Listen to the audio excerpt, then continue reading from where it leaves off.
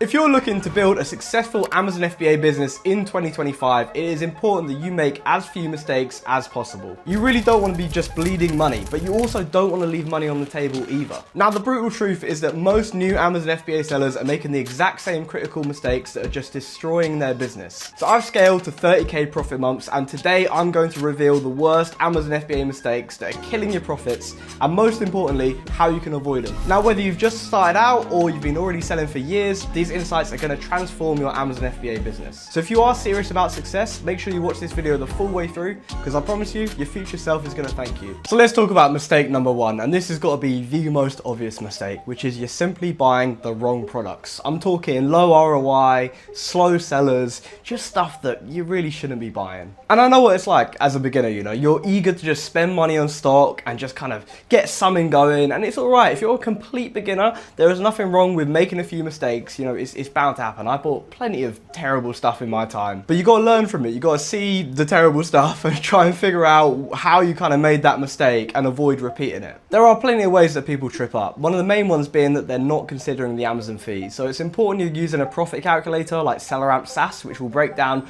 all of the different Amazon fees. And secondly, a lot of people just frankly don't know too much about what they're doing when it comes to deal analysis. You know, you want to be avoiding oversaturated markets with fierce competition. You want to kind of be careful with seasonal products, you know, stuff that may sell really well at a certain time of year. Another thing to think about as well is items with high return rates. Just recently, Amazon has started putting frequently returned item on the product detail page. And this is really great, because it means that us Amazon sellers can now look at these items before we sell them and get a rough idea that, you know, if we're seeing that, the product's returned often and we're gonna maybe want to avoid it. Now, mistake number two has got to be going too deep on the wrong products. Especially as a beginner, when you're still kind of learning, and I mean literally I consider you to be a beginner if you've been selling on Amazon for under a year. Even if you've been doing it for 6 months and you feel super confident, trust me, there's more to learn. There is always more to learn. And going too deep on the wrong products can be catastrophic. It can mean that your capital could be tied up for months and months because you just didn't kind of judge the sales velocity correctly and stuff is selling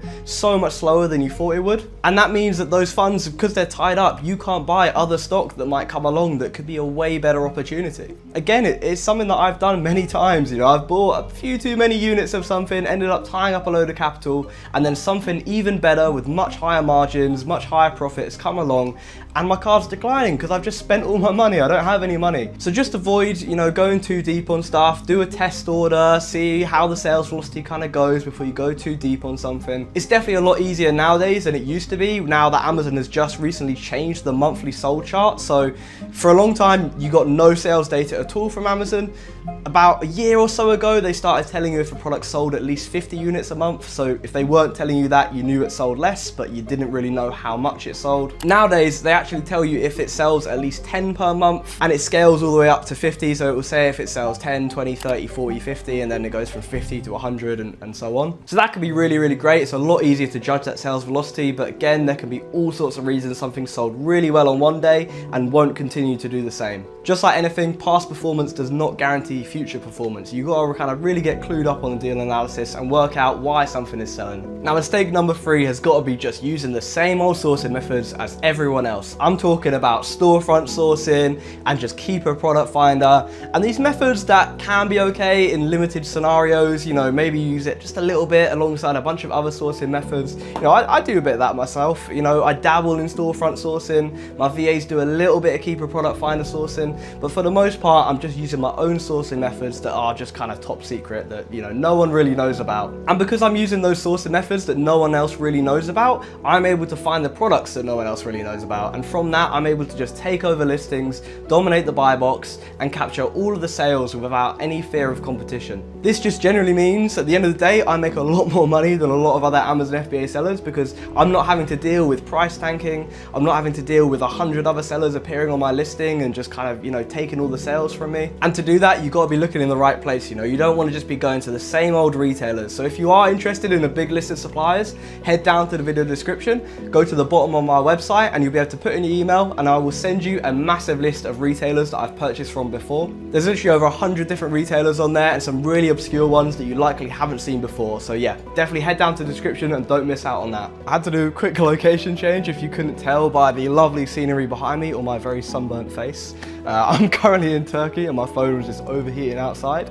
So we've moved inside to the lovely aircon. Mistake number 4 has got to be not having a good repricer. Now, repricing software is essential if you're running an Amazon business and you've got more than just literally 2 or 3 products. When I first started Amazon, for a while, I just thought that repricers were almost a bit of a scam, that I didn't really need to be, using one, and I could just reprice my stuff manually and that was good enough, but it's really, really not. Almost everyone on Amazon is using automated pricing software. So if you manually update your price, it could be within seconds later that someone else just manually changes their price and they're now undercutting you or at least matching you. And this can just result in you losing the buy box. If you're not using automated pricing software, you're 100% missing out on sales because you just can't reprice as quick as everyone else's software can. It's just simply not possible. You also want to be ensuring that you have proper min and max thresholds set up on your repricer. Don't be setting some crazy high minimum price and just sticking with it. Sometimes if a listing kind of tanks a bit, it's just sometimes best to just get out, sell that item and put that money into a product that's going to make you better profit. And you also, on the opposite side of things, you don't want to be setting some max price that's, too low. That means that you miss out on potential profit if the listing price goes up. Now, Ascent Repricer is my #1 favorite pick. It's the one that I use in my own business and I have to recommend it to you guys. It is the smartest repricer on the market right now, and it will automatically take into account loads of different factors such as your stock level, what repricing software other people on the listing are using, how old your inventory is, really so many different data points that it all kind of combines into one and makes a reasonable guess of where your price should be at. Should it hold out for higher prices? Does it think that the listing price is going to recover? Or is it just best to just get rid of that stock and buy something else? It will make all these decisions for you so that you don't have to spend loads of time checking your listings manually and kind of doing all this stuff yourself. Ascent is about 85 quid a month, so it can be a lot for a brand new seller. Seller Toolkit Repricer is another alternative that comes in at 35 quid a month, though it does require you to have Seller Toolkit itself, which is another 35 quid, so it's 70 quid in total. So just for the repricer, Seller Toolkit is that little bit cheaper if we say it's just 35 quid for the repricer, but the problem with Seller Toolkit is it's just not a smart repricer. It just matches the lowest price on the listing, and that's fine when you're getting started, but once you're at my sort of scale, Ascent makes you so much in additional profit that it more than pays for itself each month. I'd say if you're selling at least 10 grand's worth of stuff in a month, like £10,000 in revenue, I would say that Ascent is an absolute no-brainer because it will pay for itself with the extra profit that it makes you. I'll get my video editor guy to put a QR code or something on screen right now, and you can scan that link and it will give you a free trial, so you can just test it out, no payment required or anything like that. Test it out and just see how much additional profit it makes you whilst you're running it. Now, mistake number 5 is a tough one, and it's definitely something that I struggled a lot with. Sometimes you just make a mistake. You do one of the things that I've already mentioned, or something happens that just means the deal doesn't turn out as planned and you've got to sell it for a loss. Now, unfortunately, it's just part of the game. You make mistakes, and even if everything is perfect, there are other factors you can't control that, it just happens basically. And you don't want to be holding on to that stock for too long, because though it is hard to calculate, there is definitely an opportunity cost for just having that money tied up in stock that's just going to lose you money. You've also got storage fees to think about, and sometimes you've just got to liquidate that stock, get that money back and put it into something that's going to make you a lot more profit on top of that. You want to be keeping an eye on your inventory, and if there's something that's selling really slowly or not really doing well, or maybe the listing price is just tanked and you're hoping it will recover but it's just not really looking like it will, sometimes you just got to get rid of that stock. At the end of the day, I do find it's pretty rare that you do make a significant loss. Maybe you're just making like minus 10% ROI, minus 20% ROI, and the reality is you stick that back into another product and you're going to make more profit on top of that. And it happens to all of us. Even just recently, I bought a staggering 350 units of this product. I went really deep on it, thinking it was a great deal, thinking I had kind of seen something that others hadn't, and I messed up, and it wasn't really selling. It would have taken me literally years to sell out at a profitable price. So it's not that I can't make money off it. I was selling it for a profit, but because it was going to take me so long to even make just a small tiny bit of profit, I've actually opted to just start selling it all at a loss, all at minus 20% ROI, because it makes more sense. If I get that money back quicker, rather than waiting literally years for it to sell, if I just get it all sold within a few months at a loss, I can then put that money into better stock and make that profit that I lost back. It's hard to do, especially when I'm talking about something that I've spent like a very decent amount of money on, like thousands and thousands of pounds, so I'm gonna make a decent loss off that. But it's just part of the game, it's my fault. I made a mistake that I didn't see at the time that I now realize, and as long as I can learn from that and ensure that I just don't mess up again and don't make that same mistake, To me, it's just an expensive lesson. Now, mistake number 6 is definitely something that all of us kind of fall into sometimes. You know, it's calculating your profit too early. It's like the age-old saying, don't count your chickens before they hatch. Because at the end of the day, there's so many different factors that could affect that profit. You don't want to just be counting on that first bit of calculated profit on SaaS and just kind of, you know, basically telling yourself that that is the profit you're making 100%, because lots of things are going to happen. There could be more competition on the listing, the price could fall as well as rise. At the end of the day, you've not made that profit until you've sold that product. So you've got to be really, really careful. Now, mistake number 7 is only considering gross profit. And this has got to be probably the biggest one. This should have been mistake number 1, honestly, because it is huge. There are so few sellers that actually know how much they're making at the end of the day. And I'm not talking about the seller toolkit screenshots that myself and everyone else posts, because this is gross profit. It's not accounting for so many different expenses. You know, you've got costs of your staff, for example, if you've got VAs, you've potentially got prep costs that might not be included. You've also got like the cost of returns, which can absolutely be huge in certain categories. And I think the reason why a lot of sellers don't fully understand this is because it is pretty complex at the end of the day. Amazon is not an easy thing to do, and there's a lot of different variables to kind of keep track of. So it is quite hard to keep track of it. That's why it's important to have a good accountant and someone that knows a lot about Amazon that can give you kind of quarterly reviews of your accounts and just kind of, you know, tell you how much you're actually making at the end of the day. Because if you don't know how much you're making, it's a bit hard to run a business, to be honest. Definitely, if you're interested in learning more about this, check out my other video that I did where I tell all of my own profit and kind of almost expose myself a little bit and show you guys how much I'm actually making at the end of the day, rather than just kind of these gross profit figures that I talk about. So make sure you go watch that after this video, just so you're fully caught up with everything. Now, mistake number 8 is going to be one of the worst ones on this list, and that is breaking the Amazon terms of service. Now, as a seller, selling on Amazon's platform, at the end of the day, what Amazon says is what goes. You know, you can't be breaking the rules because you're just going to get banned. So many people are so stupid with Amazon and just try and sell fake goods or just, you know, stuff sourced from just really dodgy suppliers, like, you know, eBay sellers, people on OnBuy, even people on like AliExpress. You do not want to be buying from these sort of places because you will just get banned. Amazon do routinely ask you for invoices for products if you get, you know, customer complaints from the brand, or just as a regular account check. They can always ask for this documentation. You always want to be buying from legit UK suppliers with VAT invoices that kind of prove that you're actually buying legitimate products. You might make a little bit of money in the short term, but it's just not sustainable and you're going to end up banned. Now, mistake number 9 is definitely something that's tempting. You know, if you've never had a business before, you never really worked with anyone else, but you know, you got to resist the temptation to just be doing absolutely everything yourself.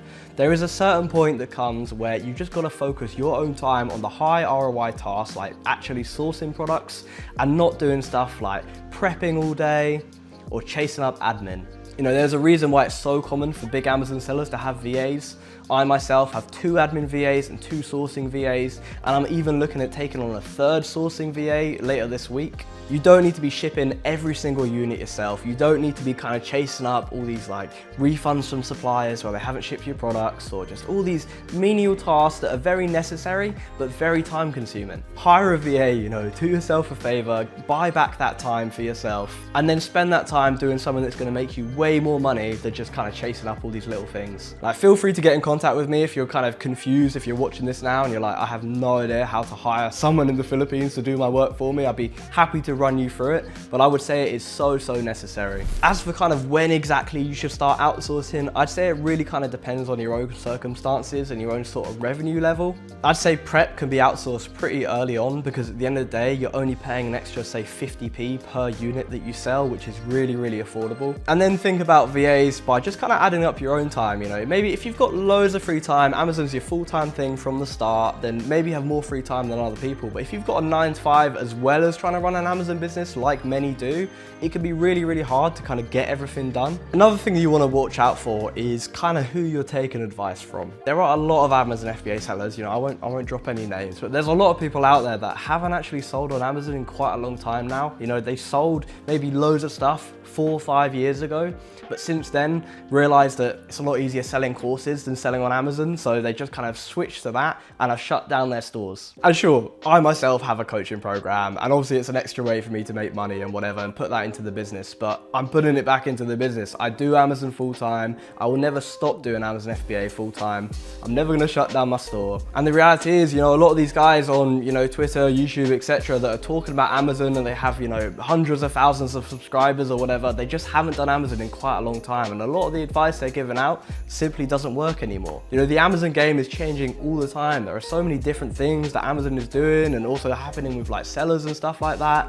They're kind of really trying to change the playing field. And if you're not caught up with that, you're playing with an old rule book and it's just not gonna really work out for you. Now, if you do want to get advice from someone who is actually still actively selling on Amazon and has made over £100,000 in profit in just the last 90 days, I do have a coaching program where I help students scale to making crazy numbers. You know, one of my best mentorship clients does even better than me. He does £60,000 profit in an average month. And if that sounds good to you, you know, I'm probably the guy that you actually want to listen to. Head down to the video description below and click the link at the top where you can book in a free strategy call with me, where I'll be able to discuss where you're at with your Amazon business and whether you would be a good fit for my mentorship program. The program includes over 10 hours of tutorials from me, one-to-one calls, group coaching sessions as well, and access to my exclusive leads channel where I'm posting stuff from my own purchasing sheet. And there is so much more, so click the link in the video description if that sounds like something you would be interested in. So there you have it. Those are the worst Amazon FBA mistakes that I see beginners make,